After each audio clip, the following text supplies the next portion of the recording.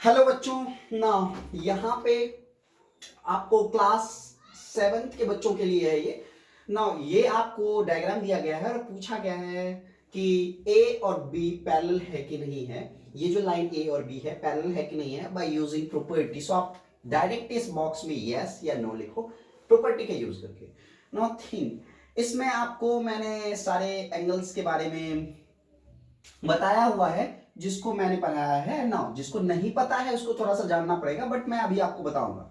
सो इस parallel lines में ए parallel to be में आप देख पा रहे हो कि सबसे पहले आपको प्रॉपर्टी जाननी पड़ेगी। सो यहाँ पे है same side of the transversal. अगर इस प्रॉपर्टी को देखो, consecutive interior angles also, it is also known as consecutive interior angles. Now same side of transversal को कंजिक्यूटिव कहते हैं, कंजिक्यूटिव इंटीरियर एंगल्स। सो अगर इस दोनों एंगल का सम कितना होगा 180 होगा। So simple clear, it is parallel, right. So just take it. अगर 60 प्लस 120 180 होता है तो ये क्या है, ए और बी पैरेलल है, फिर आप लिखोगे यस। सो यस ये होता है, हो गया, बात खत्म।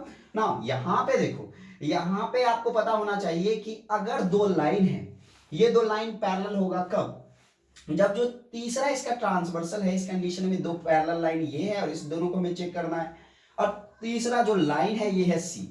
सो ये ट्रांसवर्सल जो लाइन है वो तब पैरेलल होगा जब इसमें या तो alternate interior angle, alternate exterior angle कुछ भी इक्वल होंगे या कॉरस्पॉन्डिंग एंगल्स इक्वल होंगे।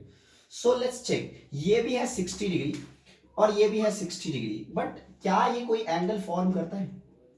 थिंक इट ना। दो लाइन है ऐसे, एक ट्रांसवर्सल है, तो आपने प्रॉपर्टी पढ़ा होगा करस्पॉन्डिंग एंगल्स। सो करस्पॉन्डिंग एंगल्स क्या फॉर्म करता है?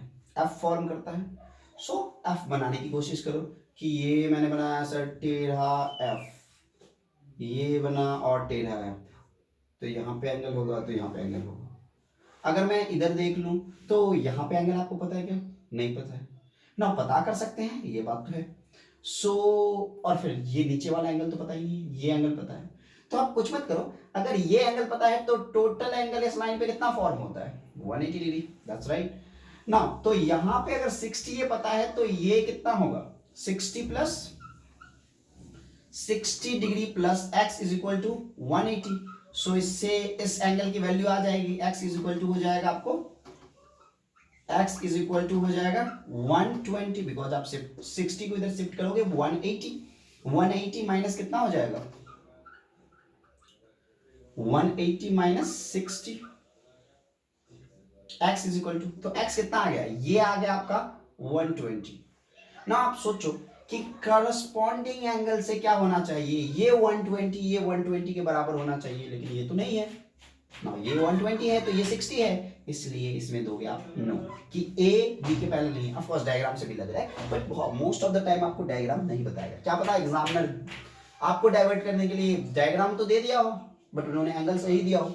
सो डायग्राम में भी हो सकता है कि पैरेलल नहीं लगे, बट एंगल उन्होंने बिल्कुल ही आपको ऐसे दिए हो, सही दिए हो, लाइक करस्पॉन्डिंग एंगल्स इक्वल दिए हो या अल्टरनेटिंग इंटीरियर एंगल्स इक्वल दिए हो। तो इसलिए आपको हमेशा डेटा से देखना है, एंगल से देखना है। अब यहाँ पे देखो कि ये है 47 डिग्री और ये है 133 डिग्री। नाउ थिंक इसका करस्पॉन्डिंग एंगल क्या होगा? ये है ए और ये है बी, इसका करस्पॉन्डिंग एंगल ये होगा। सो अगर ये 47 डिग्री हो जाता है तो काम हो जाएगा, बट 133 डिग्री अभी आप मान लो कि x है, which is equals to 180 degree. now x is equal to 180 minus 133, इस दोनों को माइनस करो, 10 minus 3 7 and then 7 minus 3 4, 47। now it's correct। सो ये भी 47 डिग्री हो गया। सो इसका मतलब क्या है? ये करस्पॉन्डिंग एंगल है, इसमें भी होगा यस।